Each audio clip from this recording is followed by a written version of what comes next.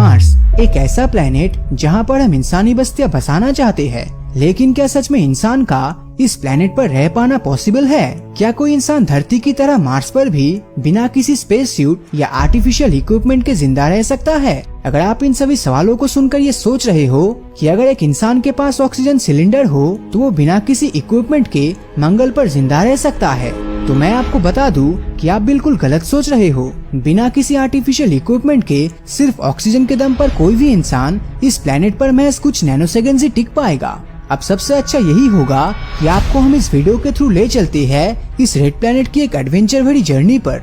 तो आप जैसे ही मार्स पर उतरेंगे तो आपके साथ महज कुछ ही नैनोसेकंड्स में इतना कुछ हो जाएगा कि आप कुछ भी समझ नहीं पाएंगे। आप जैसे ही इस लाल प्लेनेट पर अपना पहला कदम रखेंगे वैसे ही आप खुद को धूल से भरे हुए तूफान के बीच में पाएंगे। इसके बाद आप इन तूफानी हवाओं के कारण आपको एक 1.5 टन फोर्स का झटका लगेगा। इतने भयंकर झटके के बाद आपके बॉडी की सारी हड्डियां टूट जाएगी और आप बेहोश हो जाएंगे। फिर आपको जब कुछ सेकंड बाद होश आएगा तो आप देखेंगे कि आप एक क्रेटर में पड़े हुए हैं और आपके बॉडी की सारी हड्डियां टूटने का आपको एहसास होगा। आपकी इस कंडीशन के पीछे जिम्मेदार होगी 300 किलोमीटर पर आवर की स्पीड से चलने वाली धूल भरी हवाएं। ये हवा इतनी तेज और धूल से भरी होती है कि ये सिर्फ कुछ ही सेकंड्स में माउंट एवरेस्ट जितने बड़े मिट्टी का टीला बना सकती है। अब हम आपको मंगल के बाद ले चलते हैं हमारे यूनिवर्स के कुछ ऐसे ग्रहों पर जहां पर इंसान कुछ नैनोसेकंड भी जिंदा नहीं रह सकता। तो मंगल के बाद हमारा अगला डेस्टिनेशन है जुपिटर प्लेनेट। आप जैसे ही जुपिटर पर उतरेंगे तो आपका सामना इतनी चीजों से होगा कि आपको लगेगा कि जुपिटर से अच्छा तो मार्स ही था। यहाँ उतरने के बाद आप सबसे पहले मिलेंगे जुपिटर के 650 किलोमीटर पर आवर की स्पीड से चल रही हवाओं से। इन खतरनाक हवाओं से टक्कर के बाद अब आपका सामना होगा धरती पर होने वाली लाइटनिंग से 100 गुना तेज लाइटनिंग यानी बिजली से। अब मान लेते हैं कि आप इन सभी मुसीबतों के बाद जिंदा बच जाते हैं, तो अब आपकी टक्कर होगी कॉस्मिक तूफान से। वैसे तो अब इस कॉस्मिक तूफान के बाद आपका जिंदा बच पाना इम्पॉसिबल होगा, लेकिन फिर भी अगर आप बच जाते हैं तो अब आप देखेंगे जुपिटर के मेटालिक सी को जिसमें हजारों एम्पियर इलेक्ट्रिसिटी दौड़ती है।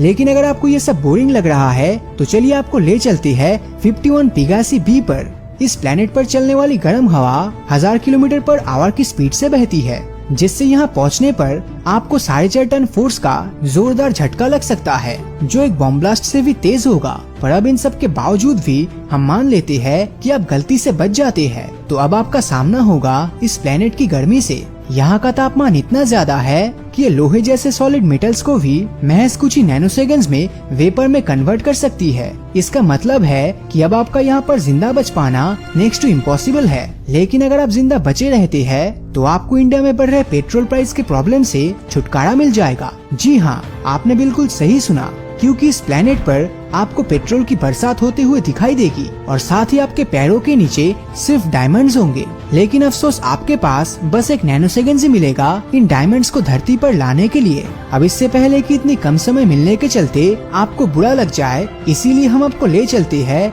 हमारे ही सोलर सिस्टम के एक प्लेनेट नेपच्यून की तरफ। इतनी भयंकर गर्मी वाले ग्रहों से आने के बाद अब इस बर्फीले ग्रह पर आते ही आप पहले ही नैनोसेकंड में जम जाएंगे। एक बार फ्रीज होने के बाद अब आप अपने चारों तरफ चल रहे ठंडी हवाओं को महसूस कर पाएंगे जो अपने साथ बर्फीले बादलों को लेकर इस प्लेनेट के नॉर्दर्न हिस्से पर मौजूद ग्रेट डार्क स्पॉट की तरफ जा रही होगी। इस ग्रेट डार्क स्पॉट में एक पूरी धरती समा सकती है। दरअसल यहाँ एक बड़ा हैरिकेन तूफान पल रहा है जिसमें 2400 किलोमीटर पर आवर की रफ्तार से बर्फीली हवाएं चलती है और इन बर्फीली हवाओं के कारण ही इस प्लेनेट का टेम्परेचर -200 डिग्री सेल्सियस तक पहुँच जाती है। इतने कम तापमान के कारण जमने के बाद आप इन हवाओं की चपेट में आएंगे और आपका शरीर आइस डस्ट यानी बर्फ के टुकड़ों के कणों में बदल जाएगा। चलिए अब आगे बढ़ते हैं और बात करते हैं हमारे सोलर सिस्टम के आखिर में मौजूद प्लूटो की। तो फ्रोजन नाइट्रोजन, कार्बन मोनोऑक्साइड और मीथेन से ढके हुए इस प्लेनेट का तापमान -228 डिग्री सेल्सियस है, जो पूरे साल भर इन गैसेस के कारण बर्फ की तरह ढका हुआ रहता है। इस ग्रह पर जब मौसम पूरी तरह साफ रहता है तब भी सूरज से इस ग्रह को सिर्फ उतनी ही गर्मी मिलती है जितनी हमें फुल नाइट मून से मिलती है। तो अब इसका मतलब ये है कि अगर आप इस प्लेनेट पर जाते भी है तो आपका बॉडी सदियों तक सुरक्षित रहेगा, लेकिन आइस के फॉर्म में। अब इतने सारे ठंडे ग्रहों पर जाने के बाद हमें लगता है कि अब आपको थोड़ी गर्मी की जरूरत है, तो चलिए अब हम लैंड करते हैं वीनस यानी शुक्र ग्रह पर। यहाँ लैंड करने के बाद आपको लग रहा होगा कि आप इसकी जहरीली गैसेस और 462 डिग्री सेल्सियस तापमान का आनंद ले सकते हैं। लेकिन जरा रुक जाइए, इस ग्रह पर पहुंचते ही आप महज कुछ ही नैनो सेकंड्स में एक कागज की तरह फ्लैट हो जाएंगे, क्योंकि वीनस का एटमॉस्फेरिक प्रेशर हमारी धरती के एटमॉस्फेरिक प्रेशर का लगभग 90 गुना है। अब एक बार पूरी तरह फ्लैट होने के बाद आप इस प्लेनेट की H2SO4 यानी सल्फ्यूरिक एसिड की बरसात से आखिर कैसे बचेंगे?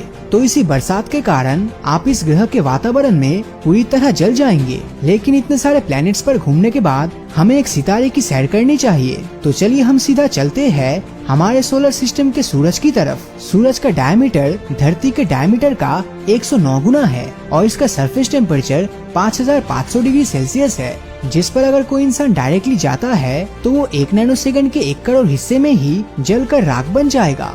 तो इन सब प्लैनेट्स और सितारे की कंडीशन को देखकर आपको ये एहसास तो जरूर हो गया होगा कि हम कितने लकी है कि हमारे धरती पर हम इंसानों के जिंदा रहने के लिए हमें कितना अच्छा कंडीशन मिला है। लेकिन इसके बावजूद हम हमारे धरती को हर दिन किसी न किसी तरह नुकसान पहुंचाते हैं। अब चाहे वो प्लास्टिक्स को समुद्र या पानी में फेंकना हो या पेड़ को काटना हो, लेकिन जब प्रकृति इन सब अत्याचारों का जवाब देना शुरू करेगा तो तब हम इंसानों के होश ठिकाने आएंगे और उन सबको हमारी धरती की अहमियत का पता सिर्फ तभी चलेगा जब उन्हें दूसरे प्लैनेट्स और स्टार्स के एक्सट्रीम कंडीशन के बारे में जानकारी मिलेगी। और उन सभी तक ये जानकारी पहुंचाने के लिए आप इस वीडियो को लाइक और अपने दोस्तों के साथ शेयर करना मत भूलना। और अगर अभी तक आपने हमारे चैनल को सब्सक्राइब नहीं किया है तो सब्सक्राइब करके नोटिफिकेशन बेल को ऑन कर दीजिए, क्योंकि मैं ऐसे ही वीडियोस हर हफ्ते लाता रहता हूँ। तो मिलता हूँ आपसे अगले वीडियो में और हमेशा की तरह थैंक्स फॉर वॉचिंग।